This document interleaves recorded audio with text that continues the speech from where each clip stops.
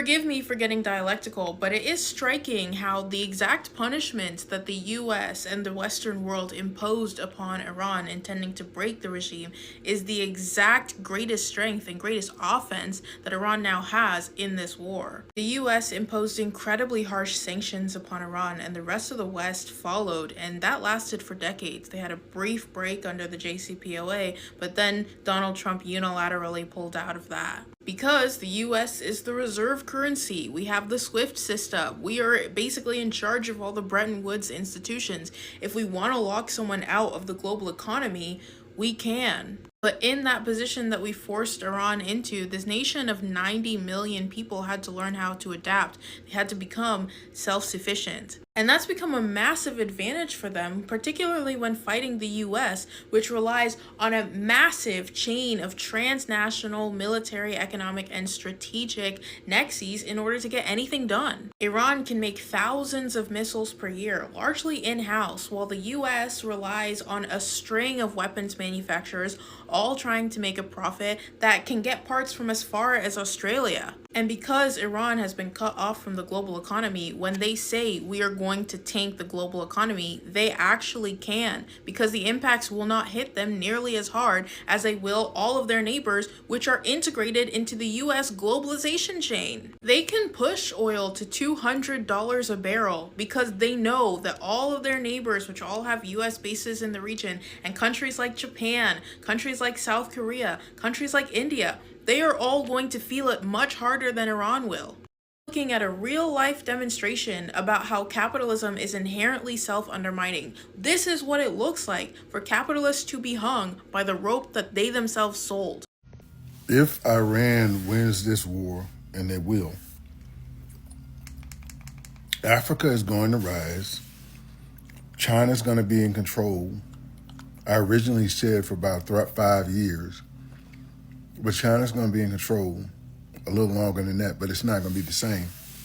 Of course, China's going to make money. They're going to do their thing, and they're like any other group that's on top.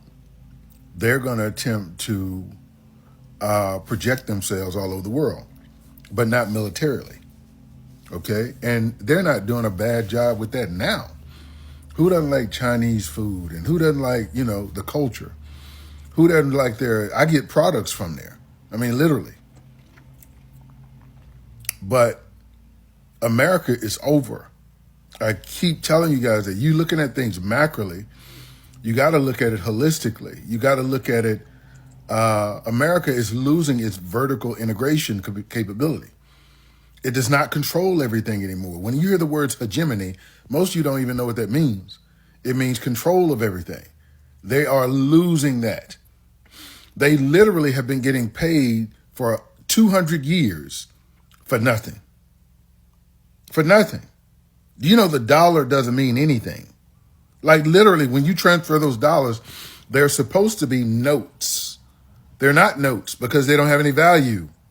But because they control all our taxes, they can spend it on whatever they want to spend it on. That's what the control is about. When you understand this, when you're investing something, you have a contract. And that contract says what you're investing the money in. You don't have that.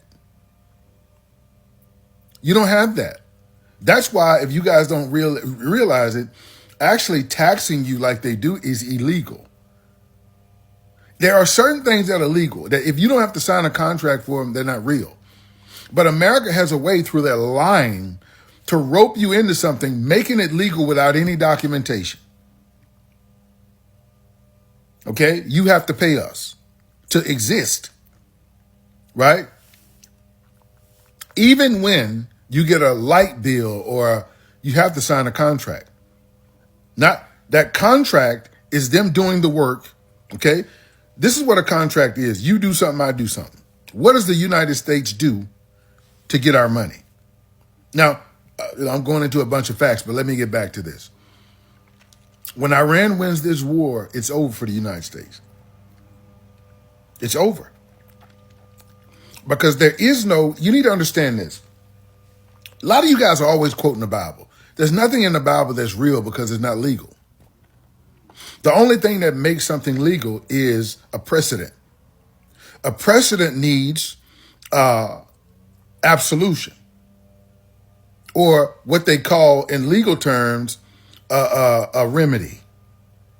What remedy do you have from reading the Bible? What legal remedy do you have? So I'm not trying to negate your religion. I'm trying to teach you something. Why they hold the Bible up against whatever they do. Because if it doesn't go like they say it's supposed to go, they'll just amend it or say, fuck it. So what's happening now is Iran saying, and not just Iran, the world. I told you guys this. The world is different. People's eyes are open. We tired of this shit. We don't have to play no more. Fuck it. We're going to go to death.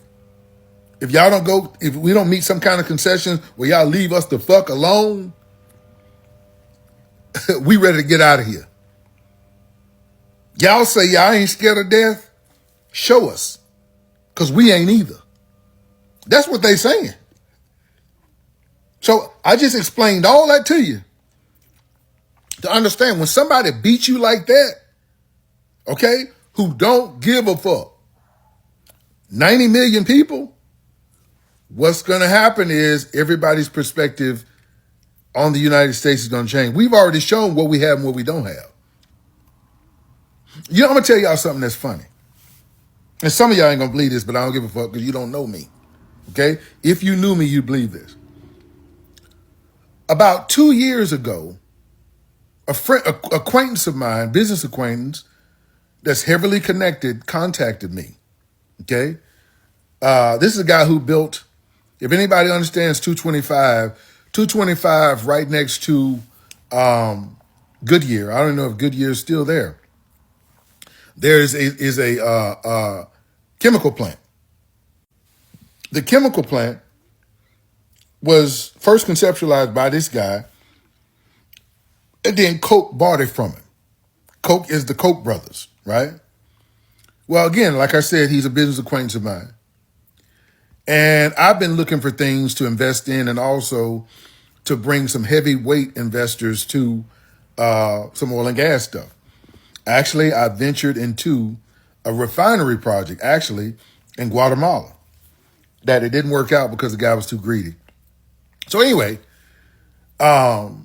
you guys heard Trump say the other day, well, let me mix in the point. This guy contacts me and he said, hey, I have this refinery that these guys are trying to build, but it's this kind of refinery and blah, blah, blah. So this was 2 years ago.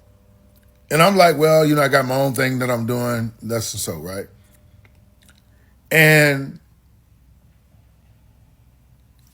I asked him, look, about almost a year ago, I said, look, I'm interested in that now. I'm talking to my people to help me with the hotel. Let's get involved in it, okay? So he sent me the guy's cell phone number and all this other information, blah, blah.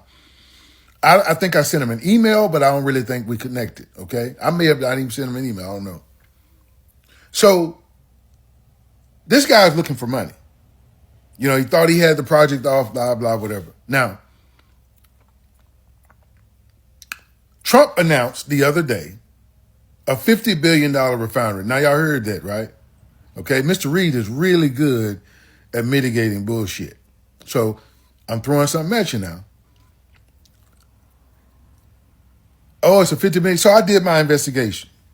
I tapped into ChatGPT, and I know the right questions to ask, right? So I started seeing names. I'm like, I know this guy's name. I know that. Whose name is that? And so it was the CEO of it's the same company. Okay, but it wasn't a $50 billion project then. Okay.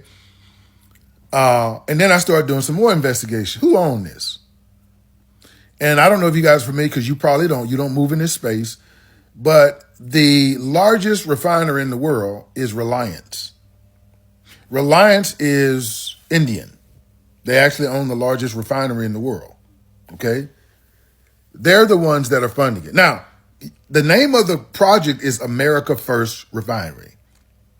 But they're processing oil in the United States, and essentially, right, India owns the company. Now, you guys say, well, why I say all that? I say all this for this reason. You guys don't see the importance of who you are. When I read that, I began to say, well, damn, I've always thought a lot of myself, okay? And it's only when you're in the environment of people who don't think much of themselves that it reflects on you.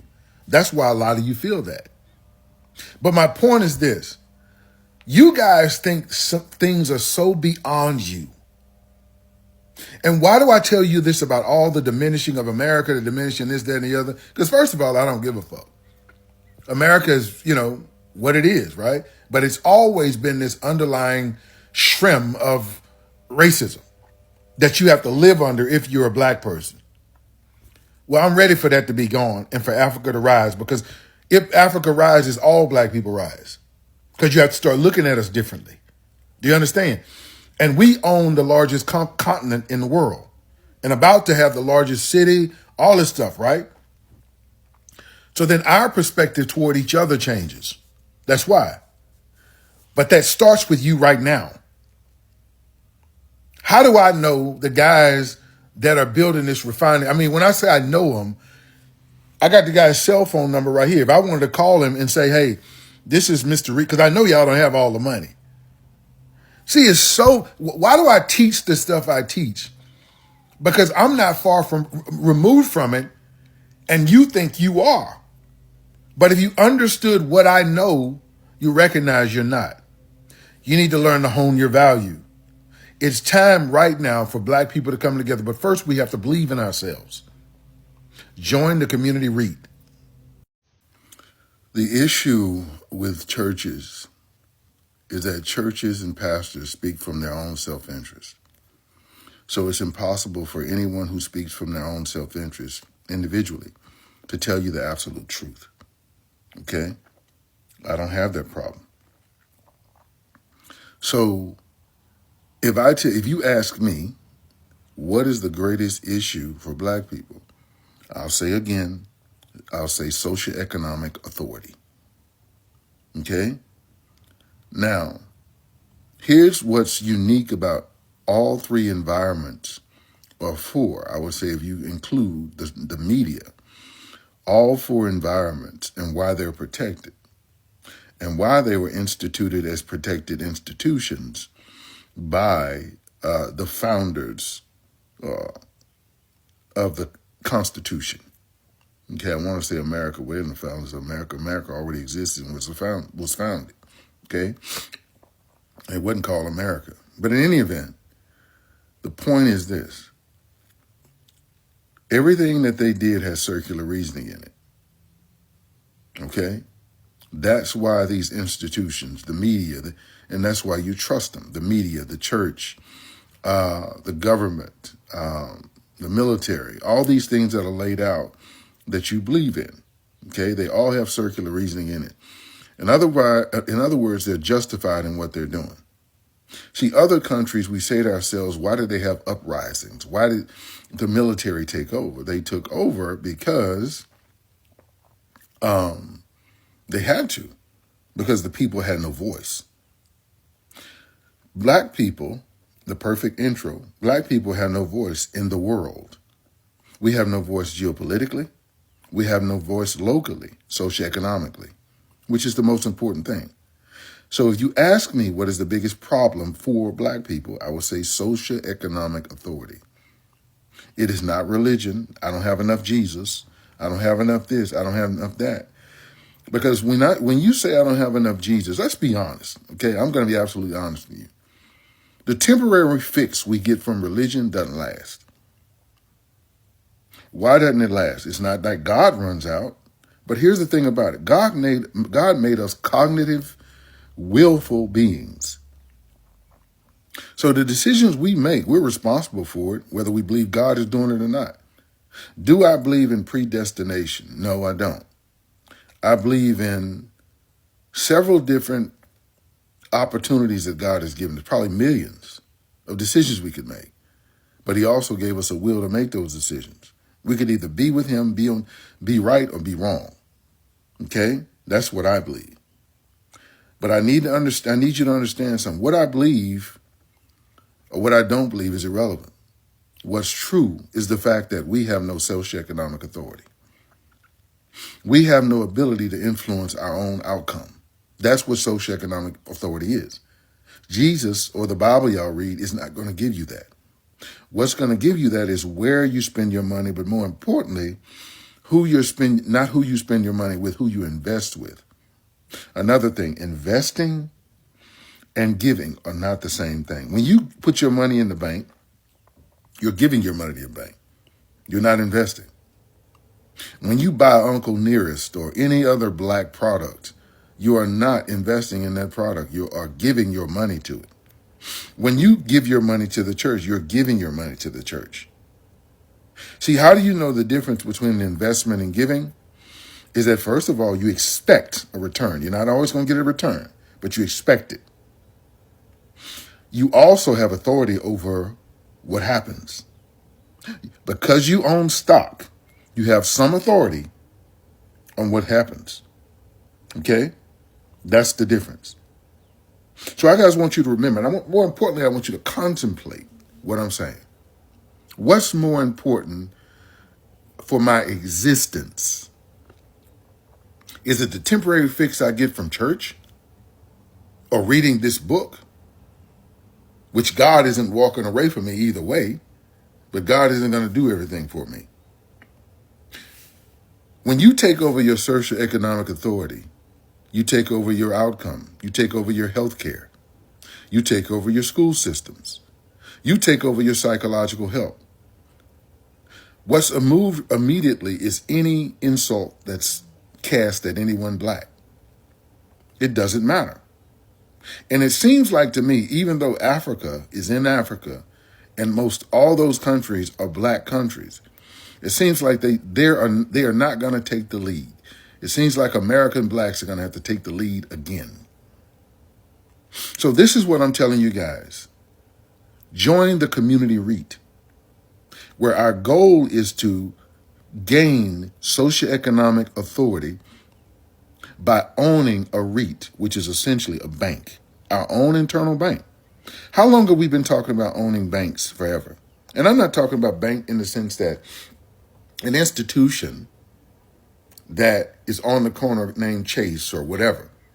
I'm talking about an organization that holds assets or revenue generating assets that we continue to grow. That's socioeconomic authority. Join us tonight where I'm going to discuss that, but more importantly, in detail, I'm going to discuss other things about specific projects. Have a good evening. www.jointhecommunityreit.com. I say things like this because I want you guys, it's some exciting news that came about. I got an email from the CEO and chairman of Mandarin Continental, which is one of the most prestigious, if not the most prestigious hotel in the world. I'm going to explain something before I leave that I think you guys need to know. I want to explain it to you because I think it's important that the representative of an organization explain to people what he's doing. Now, I founded a organization or a REIT called the Community REIT. Now, the Community REIT isn't the actual company, okay? The Community REIT is a conceptual concept where people pool their money together, specifically 40,000 people, to essentially become a bank that collects $20 million. Once that money is collected, we hire executives who have no equity in the organization. No equity. The equity will all be given to the investors. Now, compounding. What is compounding? Compounding, which is what this conversation is about, is growing something inside of something else. Okay? So, Now that I've said that, you understand what the community REIT is. There's another organization, which I can't say its name. Okay, let's just say H, which will hold the money. So we'll call it H Holdings. Then there's another organization that once the investment is made in the holding company will be called H Management. Now, this is for protectionisms. You have one organization that will hold the money. And why is that important? It's important that those designations are separate, because the operational aspects of a management company have to be associated with hard assets. So H, assets, has to be associated with hard assets. The holding company is your liquid assets or your money. That's your lines of credit. That's the actual income that'll be gained from the management company, right? Now, what will the management company be managing? Hotels and hospitals. So the revenue gained from this, hotels and hospitals, and the actual CapEx, which is essentially the operating capital, right? Operating capital and the evaluation of the actual assets, meaning the hotels and hospitals. Asset valuation. Now, how do we compound? Now, all the money goes over here. I'm just going to use the word money instead of liquid. Okay? Now, what does a holding company do? A holding company, or see this better, a holding company essentially is a private equity company. What does private equity companies do? They invest in the stock market, they invest in other hard assets, and they invest in institutional investments. Like, let me give you an example. Let's say Africa is building a mineral mine. Let's be more specific. Botswana has just purchased De Beers. Right now, what would I do? If I was the CEO of the company, which I am not, I would invest in Botswana. Why? Not only do you have an entire country that is controlling, vertically controlling. Let me tell you what vertical control means. That means you control every aspect of it. So nobody owns the mine, they own the mine. Okay, they own the country. And now they own De Beers, a place with an impeccable reputation when it comes to diamonds. Okay, beautiful investment. Beautiful long-term investment. Example, let's say NVIDIA was just starting off. Now, we know AI is capped right now.